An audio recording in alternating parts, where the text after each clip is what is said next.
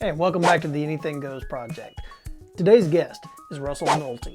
He is a USA Today best-selling author, and he's coming on our show to talk to you as a creative and show you that it is possible to monetize your creativity.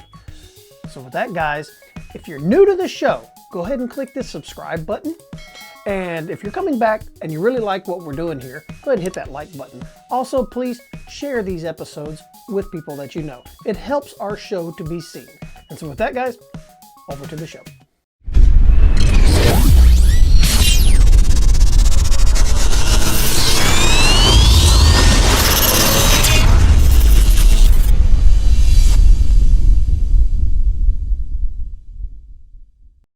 Good evening, everybody. This is Mike with the Anything Goes Project. Tonight, I have a guest for you. This guest right here is going to be superbly awesome. He is a USA Today best-selling author, a publisher, and a consultant. He runs a small press called Wannabe Press and Complete Creative podcast, which helps creatives build better businesses. He runs a successful Kickstarter campaigns for like Ichabod Jones, the Monster Hunter, the Godsverse Chronicles, Katrina Hates the Dead, My Father Didn't Kill Himself, Spaceship Broken, Needs Repairs, and Can't Stop Tooting. That's a love story from what I'm seeing.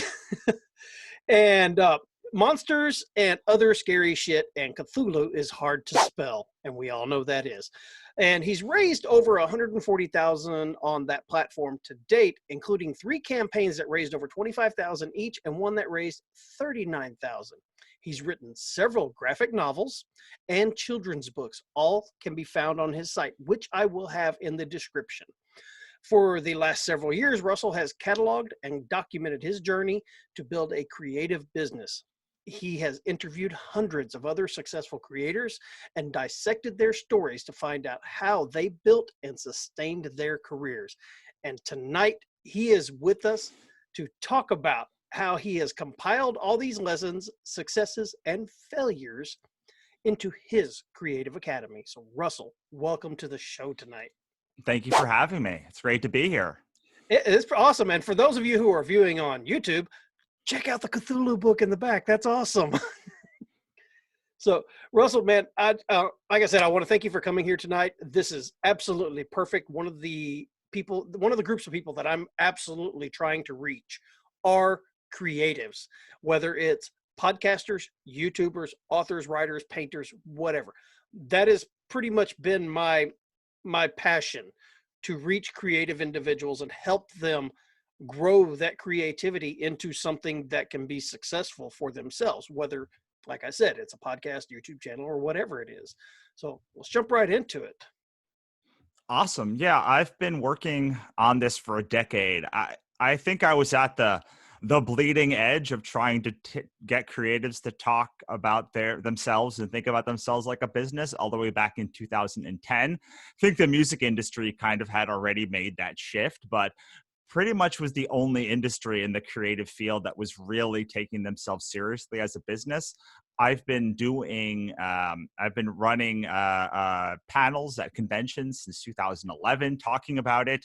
I've been laughed out of more colleges and universities and program coordinators than I care to admit.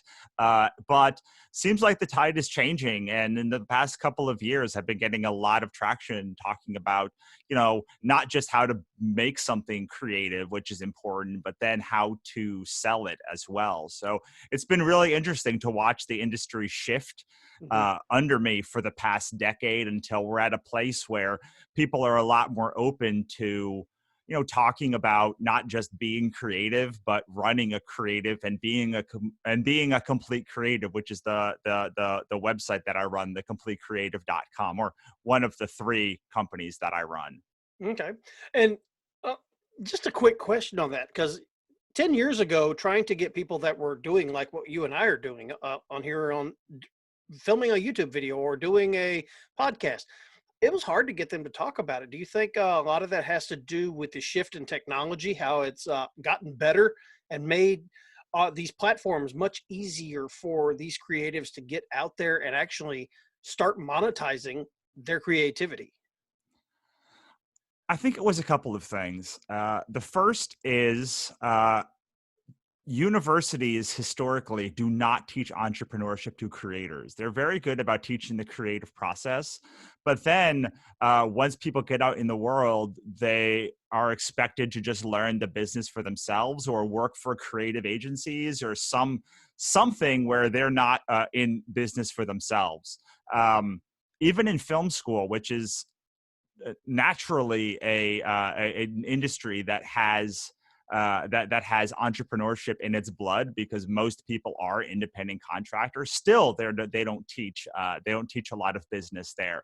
But I think that the real shift is just in the gig economy. Everyone becomes an entrepreneur for themselves, and we've gone from just in my career, most people working for a company to the idea that they at least have a side hustle now, or they're working or driving for Uber or something. So, I think people just the shift in the world underneath their feet make them understand that, especially with things like the Great Recession, where they have been like laid off and they have to fend for themselves. I think people are just becoming more and more resilient to the idea that like they are going to have to take their destiny in their own hands. And as a person who's obsessed with destiny and fate, and most of my my fiction books are about, you know, gods and mythology and destiny as well. It's nice to see people sort of at least begrudgingly understand that they have to take themselves in their own hands because no company will care about you.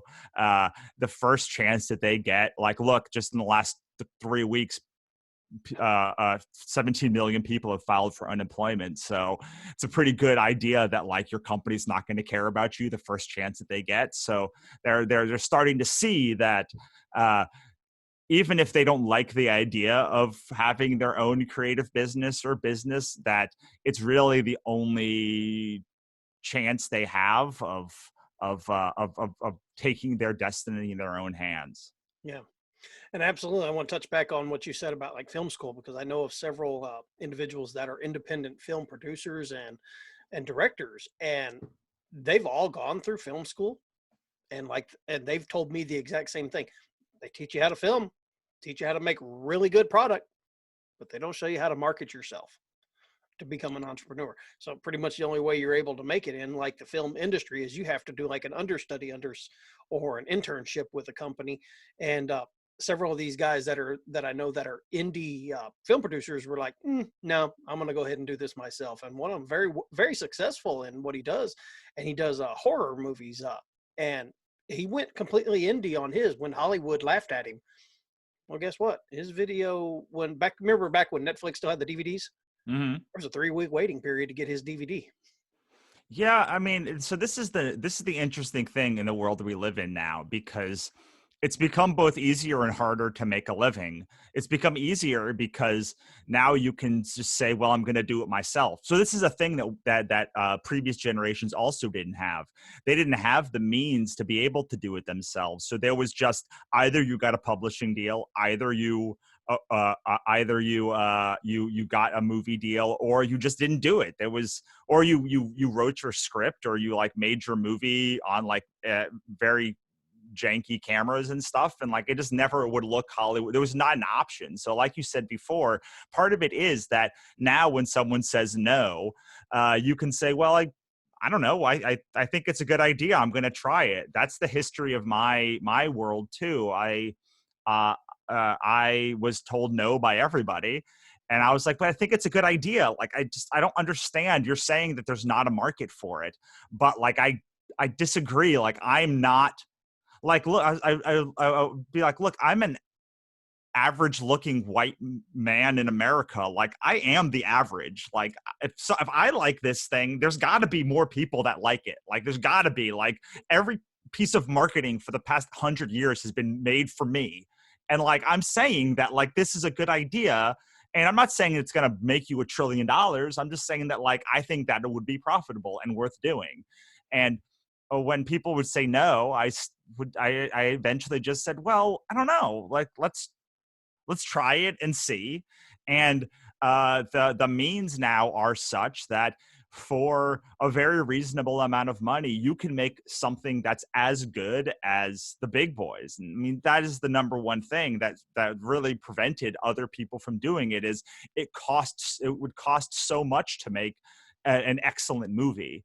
All you were left with was making an average or below average movie, and like that's kind of the best you can do. But that changed all in the past 15 years for me, making comics and novels as well as making movies, which I've done, and everything has sort of shifted under you. So if someone tells you no now, it's not really a no. What it is like, I can't market it, go do it yourself. Yeah, absolutely. And I tell authors that a lot. I've helped coach several people into getting their first book published and doing it completely independent. I was told no by some of the big clearinghouses on my book. They're like, nope, that's not something that anybody's going to be interested in. And I'm like, really? Every freaking TV show on television right now is covering this topic. And they're like, nope, nope, nope. So I was like, all right, screw it. I'm going to do it myself. And I met up with some gentlemen that coached me through the writing, not the writing process, but through the self-publishing process. They own their own publishing company called Collective Inkwell. And they were doing a podcast called the Self-Publishing Podcast for a long time. Well, I got to talking with them, made friends with them, and they walked me through doing my first book. And I published it myself. First week it was out, it hit Amazon's top 100 for horror releases. So, hey, did it myself. Guess what? All you big guys out there that told me no, you can kiss my butt. Well, here's the thing about that most people don't truly grasp about big publishing companies and big movie studios is, their overhead is so high that what they really mean when they say no is usually, I don't think this will be worth our time enough to be able to break even on all of the costs, because we have to sell tens of thousands of units or thousands of units in order to break even. And the nice thing about being independent, I mean, myself, like I own a publishing company, right? But like it's all done with a distributed workforce, and I keep all of my books in my garage, and then I bring them out when I have to do shows and such. So it's all able to be done by just supporting me and the artists that work for me. And so the overhead is a whole lot lower than the overhead is for like Simon and Schuster or somebody else. So I'm able to take much more risks with my own work, because I know that it only has to make, like a book. If a book makes me $1,000 and breaks me even, it's not going to break me. If a book makes $1,000 for Simon and Schuster, then their expected return of $40,000 means they have to hit for like the juicy middle of the market. And the thing that we're able to do is hit the outskirts of the market and hit little genres and have these little pocket audiences that can make us a lot of money. But to Simon and Schuster or somebody else, they would turn up their nose or say, well, that would not be worth my time. But it's easily worth my time, because it's my work or something I love. And so I'm able to do it for less return if I need to have less return. But I'm also, for something to be a smash hit for me, it doesn't have to make that much money. It doesn't have to make nearly as much money as something that's a smash hit for a big, huge conglomerate. Yeah, and B on that, you said A was for you. B, you're also reaching the people that you really intended to reach, your audience. Yeah, I mean, there's something to be said about 85% of books, because that's what I know most is books. 85% of books are still bought at bookstores and libraries. So it would be nice to have the kind of distribution that would allow me to be in those markets. But I have shifted my business so that I am direct to consumer. 90% of the books are not even bought from me from Amazon. They're literally bought from me, like directly through Kickstarter or through my website or through conventions, which allows me to sell considerably less books than I would if I was another kind of human, and specifically because I'm the one that is making all of the money on it. I'm not giving money to distributors or somebody else. But the nice thing about where we are now is there's thousands of business models that can work. but it is important to know those business fundamentals, which is what I teach, what I do through my books and through the training academy and through my podcast. Awesome. Well, let's talk about that real quick then, your training that you're doing, because you've got the Complete Creative podcast and the Complete Creative website. And so what exactly, let's say I'm brand new to this, I'm coming to you and I'm going, Mr. Russell Nohelty, show me what you got. Show me how you're going to teach me. All right, so there's a couple of avenues that I go down. I usually recommend first somebody buy my book or read my book, How to Build a Creative Career, which has 5 sections. The first is how to make great content. I usually make an assumption that if someone's coming to me, they already know how to make great content. If they don't, then the best thing I can tell somebody who's at the beginning of their career and doesn't have has good taste but doesn't have the skill to be able to make something great is that they need a safe space to fail, and like they need to not worry about the selling something part. They really just need to go and make a whole bunch of stuff. Go make go spend your 10,000 hours, go write your books or make your movies or stuff. But assuming that you can make the great content, then I talk about building a sales funnel. I used to be a sales manager at Sprint. Building an audience from scratch, selling at live events, which I've been talking about a lot in the past couple of weeks because of this book. And I'm like, well, someday live events will come back, and live events will be a big part of any person's career, whether it's a podcaster doing live events, attending live events to get jobs, or marketing yourself through being an exhibitor at live events. Live events will be a part, or even something like this where you're live streaming out somewhere might be a live event. But there's always going to be some part of live events in your career, and then launching products. So I recommend reading that book. If you're an author, then reading how to become a successful author, which has those specific elements in it, but for authors specifically. The best thing that you can do if you are coming to me is learn how to build an audience, an audience of people who are going to be rabidly devoted to your work. So I have my big course is called the Build a Rabid Fan Base. It's the thing that I live and die by. It's how I built the community. It's how I built the mailing list. It's how I built my own little like mini revolution with Wannabe Press. So that is the thing that I talk about first, because most people are good at making things. Mm-hmm. If you're not good at making things, again, I don't think that you need to make an audience. I think you need to find your voice. But assuming you have your voice and you kind of know what you want to say, then the best thing you can do is find your human, figure out what products to make for them, and then figure out how to scale it. I'm glad you said that. That's where I would say to start. Is the first thing I tell people, I ask people is like, okay, who is the human that you're making stuff for? Yeah. Well, I'm glad you said that about finding your safe place to fail at, because that's one of the things that I tell people, because I'm really concentrating a lot on people getting started on podcasts or YouTube channels, because everybody's home right now. Why not? Why not start creating something positive?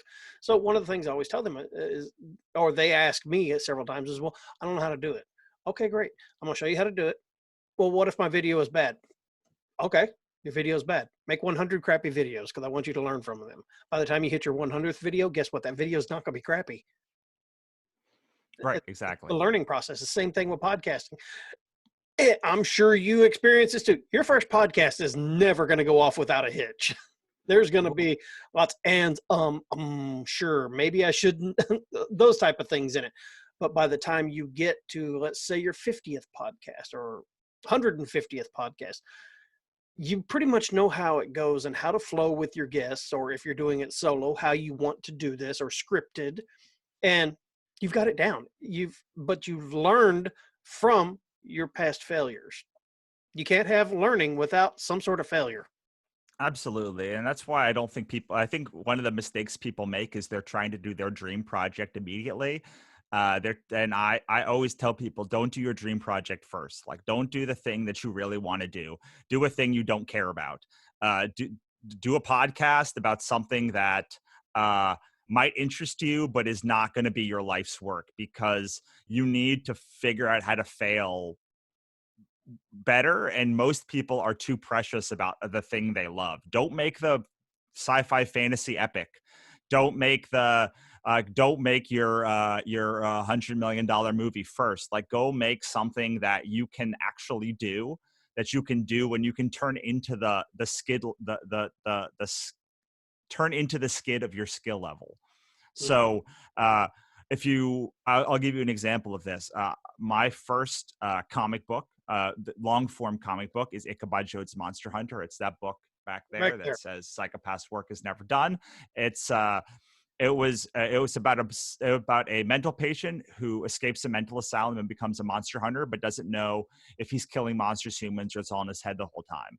Which is a very cool concept, and it's a great book if you like horror and dark fantasy. But really, why I made it was because I was scared that I would not be able to have a long form book, and having the fact that you don't know if he's killing monsters, humans, or it's all in his head would allow me to pretty much hide anything I had with, like, well, it's just in his head. Like, you know, I mean, he doesn't have to be accurate because it's in his head. Yeah. So it allowed me to turn into the skid of my skill level. And then I was able to make books that were, I mean, Ichabod's still my most beloved book. Like, people still talk about that book more than any other book that I put out, even though I've put out what I think are superior literary works. They still talk about Ichabod the most. So it's not like you can't make something great or memorable towards the beginning of your journey, but I do think you need to turn into the skid level of your career. I made a movie called Connections with a bunch of friends that ends up being a web series. It ended up being a very mediocre web series, but we sat down and I said, I have a camera, I have gear. Um, uh, we can make a movie, but it has to be like a mumblecore movie. It has to be two people come into a scene and talk, and that's basically what happens in the whole movie. Every scene is just, there's not a lot of action. It's just two people come in and they talk and then they leave, which is like the basis of most movies. Is they come in, they talk, they leave. That's how most scenes are, two people with them talking, and then interesting camera angles, and then they leave. And most comics, most novels, most everything, that is the general conceit. But that's what we had to work with. So I don't think that Connections is a literary masterwork, but it is competently done. Like, if you look it up on YouTube, you can see the web series. I think it's 10 episodes, and it's fine. There's nothing wrong with it. It's certainly not my strongest work or what I point people to. But the first time I did a novel, I was nervous moving from comics to novels. So I decided I would make a middle grade novel, because middle grade novels are structurally strong, but the prose is very simple. So you don't have to worry about writing Catcher in the Rye or 1984. You're writing like a middle grade fiction book, and it was a mystery novel, so it was very pulpy. The second novel I wrote was told all in blog posts, and the blog posts I wrote because I'd written blogs since 2007, which have been 5 years of I knew the structure of blogs. I didn't know how well that I could make a mystery novel told for a YA audience. So those two novels, then I learned kind of the structure and how my voice, and then I started writing a novel. My third novel was called Spaceship Broken Needs Repairs, which is now called Sorry for Existing. But it was like a traditional novel, even though it was told from in one person's point of view from the future. He was telling a story to somebody set in the past. So again, I had that kind of like, well, if he's not accurate, then that's just like him telling the story. And then I moved on to more and more complex stuff. But at the beginning, I think there's nothing wrong with keeping it simple, with working in a genre that you may not even love. A lot of my original work was in thriller and mystery, which is not my favorite genre. My favorite genre is fantasy, second is sci-fi, and then third is thriller. But I was able to work in other genres that I knew well, but like they didn't resonate with me like fantasy does. Mhm. So I didn't have to worry if the stuff was bad, and it just allowed me the freedom to go and do it. Yeah, absolutely. My favorite genre to write in is horror, but then I also enjoy doing like how-to stuff. But just to kind of branch myself out and, like you said, to learn something or to try something that it's not my passion, but just to hone my skills, I did an erotica. Oh, I felt dirty after doing that. But I did that, and everything worked out great in the long run. So yeah, it's all about learning and honing yourself, I guess you could say, getting yourself to that point where you're comfortable with your other stuff and you can actually make successful novels, content, just whatever content that it is you're doing. Well, yeah, because the thing is, you're going to go through a series where you to getting great, right? To like learning, and eventually you're going to find your voice, which I used to think was a horrible thing, and I wanted to punch people who said it to me. But really, like I now understand, it's like your unique writing style, and it just takes, or your unique movie style, or your unique whatever that thing is that's like uniquely you, that makes you know. Like I know now, having written dozens of books and the process, like, I know what a Russell Nohelty project is. I know what it feels like. I know what it resonates with. I know what's going to keep me excited for a decade making it. Like, and I know the stuff that like I can write well, but is just not going to, it's not going to move the needle with me. I also know what my audience wants. So all of those things mean that I now have a voice, but it took me a long time to develop that voice. Even when I was making really great projects, I think they were all over the place. They were scattered between dystopian and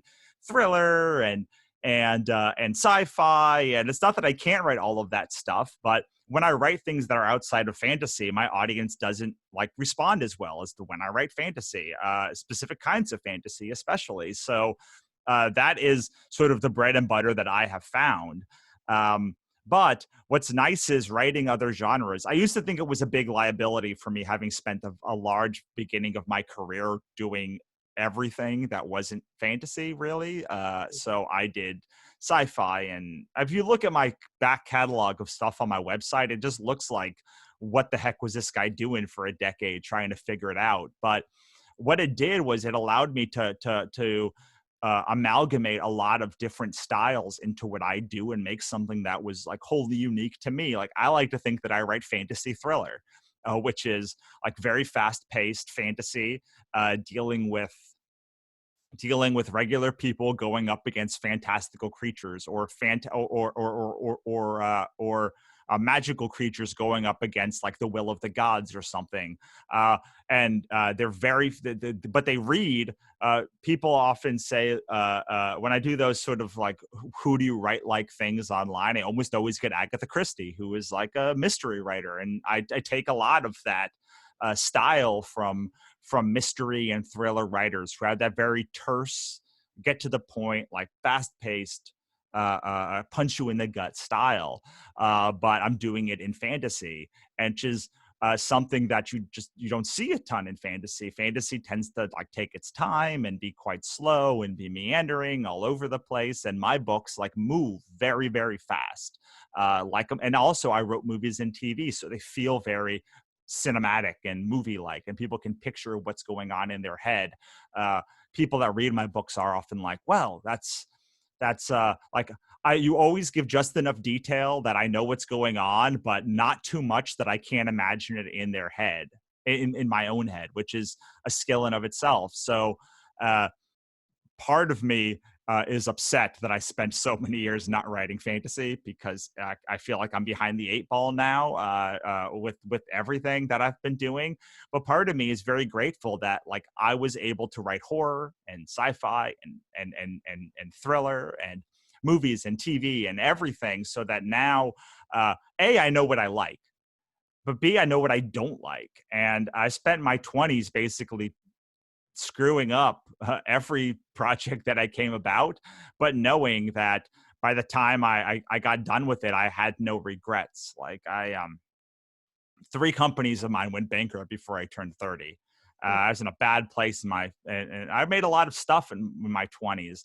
But I wanted to make sure that if I had to go to get a real job when I turned 30, I wouldn't look back at my 20s and like with regret. And so I wanted to make everything, and I did make everything. And that sort of process of being able to fail made me the creator that I am today. Absolutely. I love that you said that, because fear of failure is probably one of the biggest things that one of the biggest obstacles people have to get over. And so you're a prime example of I've gone out there, I've been there, I've done that, I got the t-shirt. Absolutely. And I mean, failure, it can be your best friend or it can be your worst enemy. And I think that it's hard to see failure as leading to a success until it's happened. But I'll tell you a story of how uh, uh, uh, of failure that lead to success. So I judge a lot of my stuff through Kickstarter because I work in comics a lot, and Kickstarter's kind of the barometer for comics. Less so, obviously, for novels. But my first campaign was for Ichabod Jones Monster Hunter, which you see back there. Made $5,500. This Ichabod Jones, dark fantasy, horror, comedy, very fast paced. And then my second book is called Katrina Hates the Dead. It's about a girl who gets sick of living during the apocalypse. She sets out to hell to kill the devil. Very similar apocalypse, mythology, monsters. My thing is mythology and monsters. So this one was done in a Marvel art style. So it made $8,500. Did considerable, or $8,700. Made less than $9,000. It was considerably better as far as a campaign goes. It was almost double the backers. Uh, it it had doubled. It made considerably more money. And then, so I thought I was riding high. I figured that my audience would follow me anywhere. Well, the next three novels that I put out, the next three projects I put out the next year were My Father Didn't Kill Himself, which raised $3,400. The Can't Stop Tooting, which raised $2,200. And then Spaceship Broken, which is now Sorry for Existing, which raised $1,800. Together, all three of those projects over the next year raised less for me than Katrina Hates the Dead did. So I made less on three campaigns than I did on that one campaign. And not only that, they were going in the wrong direction. Luckily, after that first campaign was over, that My Father Didn't Kill Himself, I kind of knew that things were going wrong. And so I asked people, I asked the people that backed the campaign why they backed. And I asked people who didn't back the campaign why they didn't back. And it taught me two things.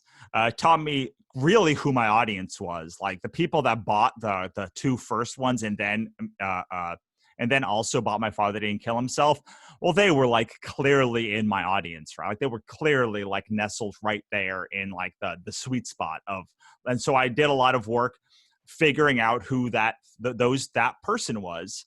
But the people who didn't buy, I realized they wanted something different from me. They wanted monsters and mythology, like I had given them for the first two books, and they wanted comics. So I went about constructing a book called My Monsters and Other Scary Shit, which is an anthology. It had 50 creators, 30 stories about monsters. I asked them their favorite fandom, which ended up being Invader Zim. I asked them their favorite creators. I asked them what they wanted to see. And then we brought it to Kickstarter the following year. So that Kickstarter is the one that broke my career wide open. It raised $27,000, literally more than all of my previous campaigns combined. And so literally just because I took that failure as a way to plumb the water, I was able to see what the people who really loved my work loved. So the people that backed all five of those campaigns or multiple of those five campaigns, they ended up being like what I thought of as my core audience, the people that would follow me anywhere, that like really like dug what it was. And that's how we came up with our mascot, Melissa, the Wannabe, and a whole bunch of other stuff in 2016. But it wasn't done there, because when that book, Monsters and Other Scary Shit, came to my table, it did not sell very well. It still does not sell very well for us. So I knew there was something else that was wrong, and I had gotten some energy from the launch, but the books are not launch. Books are ongoing sales. Like the launch is just the fun beginning, but ongoing sales is what you're looking for. And Monsters and Other Scary Shit just was not getting there. So I went back and I asked the people that bought the book, like what they liked and they didn't like. And they told me, they wanted to show the book to their kids, and they couldn't because it said shit in the title. It wasn't all color. some of the stories were quite a bit more violent. And while monsters is a good theme, like they wanted something tighter. So that's when we came up with Cthulhu is Hard to Spell. It's an all ages Lovecraft anthology. It's all color. We changed the pages. We made it more accessible for kids. So no swearing, no sex, no violence, any more than you would see on Saturday morning television. And that one raised $39,000 for us. And when we brought it to our table, it was still our highest selling book, even once it got off a Kickstarter. So all of that stuff was failure, and then iterating on that failure, and then iterating on that failure again, and figuring out how to take those failures and really dig into the data of them and find out what good can still come of it. Now, that's actually what I was about to say. You had the failures, but you didn't just accept that failure as, oh, damn it, I failed and we're done. You analyzed it. You went back to the people and asked the questions. And that shows that somebody, yes, you may have failed in this, but you're willing to learn from those mistakes. And that's exactly what you did. And now there sits Cthulhu is Hard to Spell. I mean, yeah, and it also, our book Pixie Dust was also done in that process. When people, in fact, Pixie Dust was created almost in tandem with Monsters and Other Scary Shit. If I showed you that cover, it's very much in this line. And so the people that like Monsters and Other Scary Shit, we ended up then marketing Pixie Dust to them right after that. So they got the book Monsters and Other Scary Shit, and 2 weeks later we launched the Pixie Dust campaign, and that Pixie Dust campaign became our best-selling graphic novel. It raised $25,000. So all of that was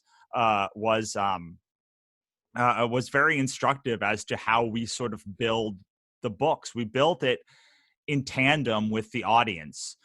I'm still making the thing that I want, but because I'm very confident in what my audience wants now, and between what they just tell me, and also more importantly what they don't tell me, because frankly, your audience will tell you one thing, but what they really mean is another thing. So I have been very diligent about parsing out what an audience wants, says they want, with what they actually want, and being able to test and deliver those things. And it's still an art, but there's a lot of science and structure involved. I was listening to Frank Gehry talk, and he was talking about, Frank Gehry is one of the most famous architects. He made the Guggenheim, Walt Disney Concert Hall.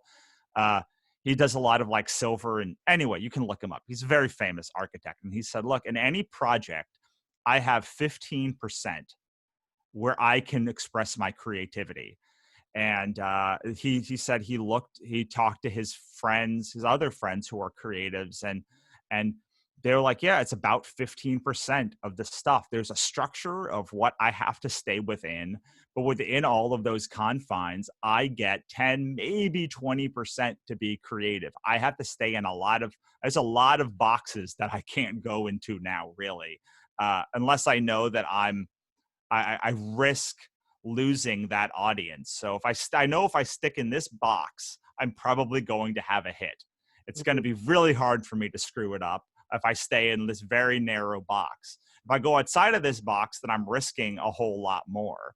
But I think creatives often, anyone really, it's not just creatives, it's anybody really, struggles because they don't understand their box of success. Yeah. Or they create what they think the box should be, and they stick to their guns on that. Like, no, this is what's got to work. Exactly. Or they pick an audience that is too small, or they too niche or something, so they can't actually. But that's the nice thing about at least my journey, is I started very niche with Ichabod Jones Monster Hunter. And I've been able to slowly expand out the sides of that to find a broader and broader audience. And so if you are in a very like narrow niche, I always tell people to, like, you can start moving into more of mainstream stuff. You can expand the box out little by little and bring in more people. You know, the Cthulhu book brought in just a ton of new fans, but the core fans are still the Ichabod Jones fans. Like I'm really trying to get people to buy our graphic novels more so than our anthologies, but the Cthulhu book drives in a whole lot more traffic than my weird mythological and monsters sort of category allows for. Mm-hmm. So really it becomes, you know, finding your core hardcore fans and then kind of broadening it out so that there's more of them, because usually when it starts you have very, very few hardcore fans, but then you can work to do two things. First, just make your audience a whole lot bigger, dump a whole lot more fans into your into your universe, and that's a bunch of the process for build a rabid fan base. But secondarily, expanding the bounds of your box so that it goes from very, very small and narrow to slightly bigger and slightly bigger and slightly bigger over time. You can't just go from you know, one thing to a massive big to something that's super broad and expect your core audience to come with you. Mm-hmm. But I've been slowly inching my way towards more and more marketable novels for years now. So our first novels have very little romance. Our new ones that I'm writing right now have quite a bit more romance. They're quite a bit better designed as far as hitting tropes in the genre that we're going for. A much more popular genre than the one I generally write in. So I'm working towards it even myself to broaden out the audience, but I know that core audience so well that I don't want to lose them. So I don't want to lose the core audience while trying to service a broader audience either. And that becomes the balance of, it becomes the balance of a lifetime, honestly. Yeah, I understand you 100% because that's absolutely what I've been doing with my show. Originally, I started the Anything Goes Project podcast, and I called it Real People, Real Stories. And we originally were concentrating on people who had some sort of like success story, like entrepreneurs and stuff like that. Well, then I started branching it into artists, and then branching it over into authors and taking it a little bit this way. And now we're focusing on creatives, and yet we're still giving that original audience that I got the real people and their real stories. But at the same time, we're bringing information that can benefit creative individuals in their endeavors, like we are here today.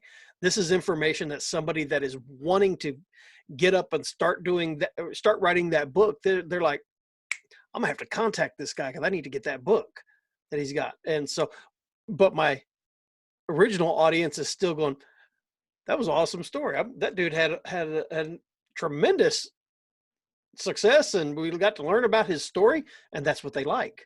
So Absolutely. yeah, that's exactly what I've done with this show.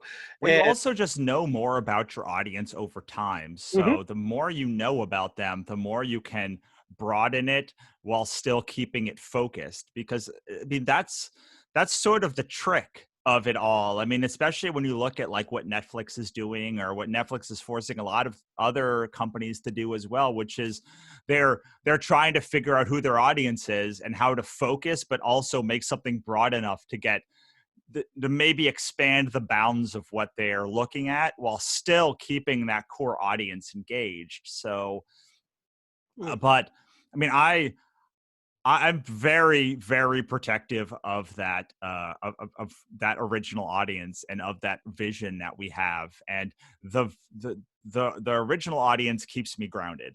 They're the ones that like I'm doing the thing for. If everything went away tomorrow, I would still go back to those original, people that I still remember by name, who would buy the books and who were in the fandoms and who helped me create this whole thing, because that is still the overall mission. It's just like I don't curse as much as I did before. I generally don't curse when I'm in public anymore, when previously I would curse all the time. It was like a staple of the thing. And it's just, I learned that if I wanted to go broader, I would have to cut down the cursing, because like the broader audience doesn't enjoy that part. but I could still bring the same passion and grit and like scrappiness and sarcastic tone and, you know, the whole like Russell Nohelty shtick. But I couldn't, by just cutting out, you know, cursing and maybe some of the more blasphemous things that I talk about, I could bring in a whole bunch more people. And some of those people will then go and find my original works and be like, wow, that is very violent. That is just too violent for me. And maybe they will leave, but it exposes me to a lot more people and a lot more opportunities. Yeah. And in general, what you're doing is basically the same thing that I'm telling creatives: build your community. Yeah, Don't but so be scared to reach out to these people that you're interacting with, so you learn more. And it's your fans are really your community in a way. yeah, so I have a problem with that just because uh like I think that saying those words is really cheap because it's such a good way to be like, we'll build the community. Oh, cool. Like how, what are you talking about? Like, what does that mean? So I will give actionable steps about like what I'm talking about when I say like build a community. So community starts with a singular human and your voice and how you reach out to them. So your goal is to find one singular human that you can then use as the starting point to amalgamate. I like anthropomorphized characters. Melissa's our wannabe. She's not human. She's a bee. You know, but she contains all of the spirit of Wannabe Press. So when someone looks at Wannabe Press, down to the art style, they'll be like, I like that. Then they're going to like my work. If they don't, they probably won't. They might still, but they won't. So it is all about finding the person with the highest lifetime value and lowest customer acquisition cost. So somebody who's going to easily be like, yes, I love it, and then stay for years and buy all of your stuff. That's the secret to all business is that. Mm-hmm. All business is audience, product, and then finding the audience for the lowest price and selling them the most stuff over time. Like if I had to break down business, that is what it is. That's all you're trying to do is find an audience who will buy your products, make products for that audience, and then and then find the ones that you can that you can find for the cheapest and will pay the most money over time. That's McDonald's business model. That's Spanx's business model. That's Hustler's business model. That's all. Any company that is all they're trying to do. Often people then say, well, how do you find your audience? And I'm like, okay, well, you have to start with one person. And the way you start with one person is really easy. You probably have an idea of what you want to make or what you are making. And if you're obsessive about it, like I am, or most entrepreneurs are, you're probably already posting about things in that realm. It could be haunted houses. It could be horror books. It could be potato chips. It doesn't matter. Whatever it is, you're probably like engaging in this content already. And because of that, people are generally liking that content that you share. Some people are. And so what you want to do is look for a human being who is not in your immediate family, not in your immediate friend group, and someone who you don't see on a regular basis. So like no like close coworkers or anything. My favorite is I'm getting to the point that I'm at my 20-year high school reunion. So like my favorite is people you went to high school with that you're friends with on Facebook, but you don't talk to very often or ever. So there are people that you are acquainted with. Maybe you were friends with them over time, but you've drifted away. And there's almost always one or two or three who are hyper engaged with the stuff that you're posting. And you're like, why? I have literally not talked to you for 5 years. Like, what are you doing? And that is the place to go to actually have meaningful one-on-one conversations with why those people care about the thing that you're posting. They're probably people that are in the same community as you want to serve. And you can start asking them all sorts of questions because you kind of know them. You can be like, hey, it's been 5 years. I'd love to catch up with you. And you need to have a real engaged conversation with them about where they hang out, what they like. You need to be honest and say, I'm designing a product, or like I'm an author and like I I think you would really like my books, or like maybe they have read your book before and they really did like it. Whatever it is, like those first few people are critical to you scaling. The only way to scale up is to do the unscalable. Great example of this is Airbnb. When Airbnb started, they were a different company. They did a different thing, and they were struggling. And they went to every person who was on their site, or a lot of people, and they took pictures of their houses that they listed. They helped them clean it up. They talked to them about why they were on the platform, what they got out of it, and they used that to amalgamate the messaging for what they were doing. And so they went from that one person who is like your friend from high school who you haven't talked to in 5 years. You probably got one. Once you finish that conversation, you'll probably remember 2 more people. Mhm. And so you're going to make some assumptions about who your audience is, right? Be like, hey, they're 35-year-old man who lives in Tennessee and like drives a pickup truck and like listens to Billy Ray Cyrus. And then that's your, because all you have is that data, the one person you talk to. And like, and then you go and you talk to another person and another person, like have these really hyper engaged conversations. And you will find out that like, oh no, they don't like Billy Ray Cyrus. That was just this one guy. They really like dark metal or whatever the thing is. And you'll start to build out a more expansive library. And then you can start taking what you're doing to them and be like, hey, I would love to get your opinion on this thing.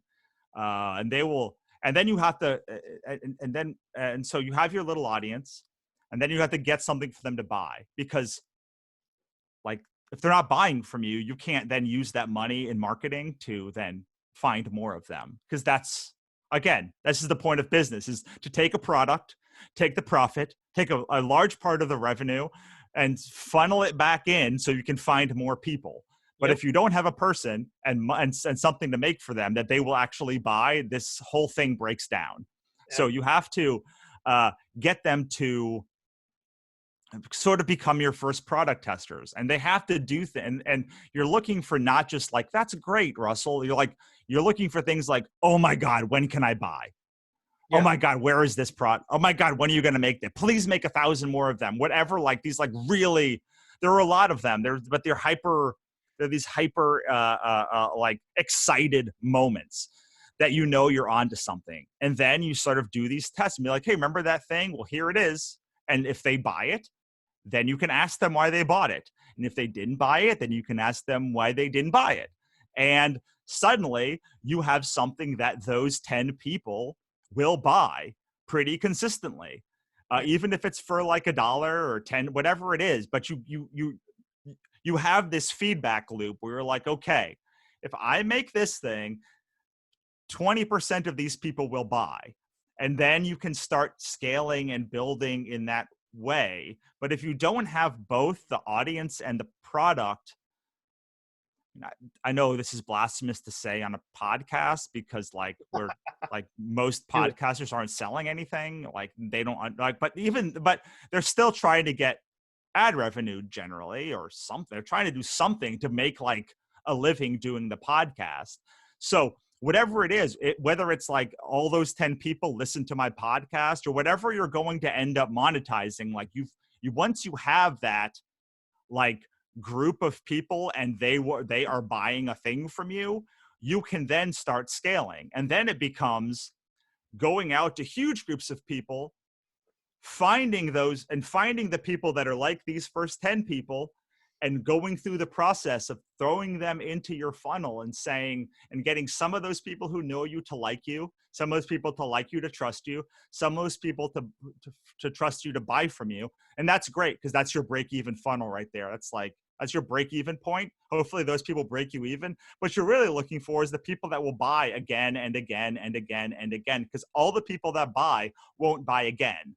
What you're really looking for is the audience is really not the people who will buy. It's the people who will buy repeatedly and become customers of your repeat customers, because that is how you can keep growing sort of the base. And it might be that you need 5 people to buy from you to find one person who's going to repeatedly buy from you. Our last campaign had about 400 people that backed again out of 3,000 total backers. So that means that roughly at 20% or so of the people that buy my book, buy one of my books, end up buying a second book. And so that's how, I mean, that is the different, that is the actual like community part of it. It's like, it's not building a community for the sake of it. It's building a community that you can serve, that when you give them a product, they will reliably buy that product. And then you can build a company that way, because once you have audience, product, know who the low acquisition cost people are to get the most money, now you can do things like advertising. Yep. Marketing. And you know who to market it towards. Yep. And you know what places to go and what place, and you know who you have to be. I always do this on shows at the end. I'm like, look, this is not me. Like, I'm not this person. I'm not this like overly excitable, like ramped up to 11 person.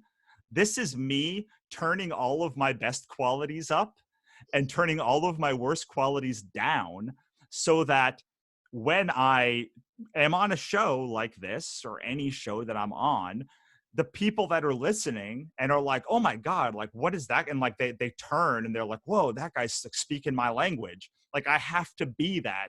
So, but I only know how to be that guy because my audience has told me.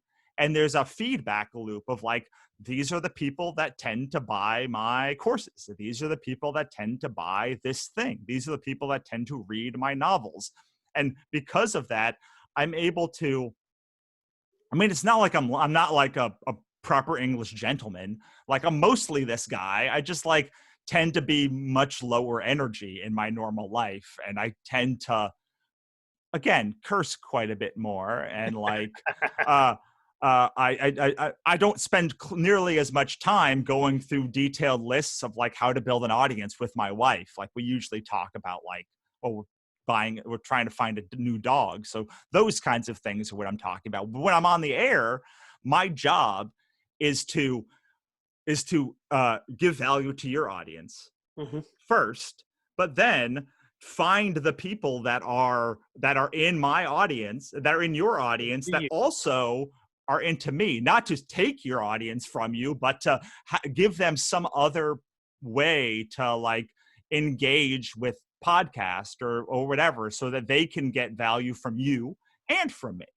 And so all of those things come back to building the community, so that you can create this sort of virtuous feedback loop where you know what you have to say and you know what you don't have to say. And over time, you can just keep building the train while the train is moving forward, but you are keeping revenue coming in and you're getting other people on the train over time.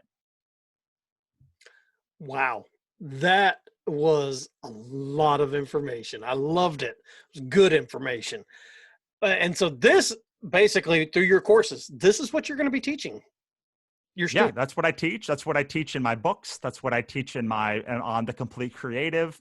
I mean, look, it's not like quite so. This is my 5-minute version of it, though. Like my Build a Rabid fan base course is 5 hours, not like 10 minutes. But generally, that's the general concept. And I'm working on a community now that I'm going to be launching, all about how to embrace failure and stuff. But yeah, I would say that this is the kind of practical, like over the top, data driven information that I tend to teach. I also have a Facebook group called Authors and Creators Making Money Selling Books. And on my podcast, that's what I'm trying to do on my podcast. I'm trying to dissect world-class creatives and find out how they built and sustain their careers. Cool. Well, we're running up to the top of the hour. So I want you to reach out to my audience right now and tell them how they can get in touch with you if they want to pick up your books or join your courses and stuff, because this is your time. This is your time to talk about your product. I do this at the end of every show.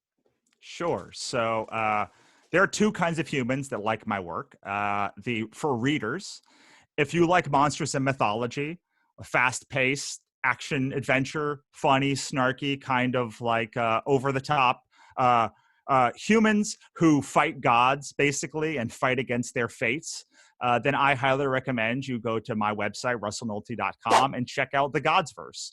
The first two books are out now. The third book is launching next week, the fourth next month, and then the fifth in June, I hope. Fingers crossed that my editor gets it back in time.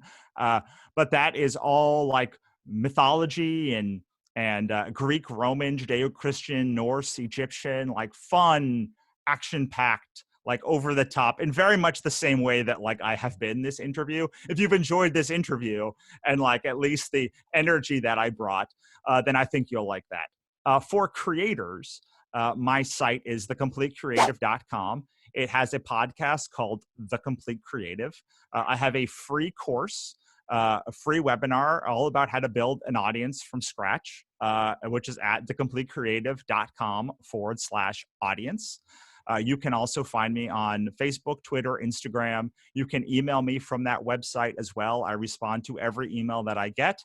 And those are the two kinds of humans that I serve. I am looking to I have dissected hundreds of creators and businesses in my life. And my job, I have a degree in sociology. I believe my job is to find the things that transcend any one creative endeavor and any one business and rise above and are replicable and that you can go out confidently and say, hey, if I'm a filmmaker, I can do this. But I can also do this if I'm an artist or if I run a podcast or anything like that. The biggest thing that I do is I show people how to build audiences. I've done it for hundreds of people. It is literally the secret to how I'm able to do this. I've been obsessive about building an audience.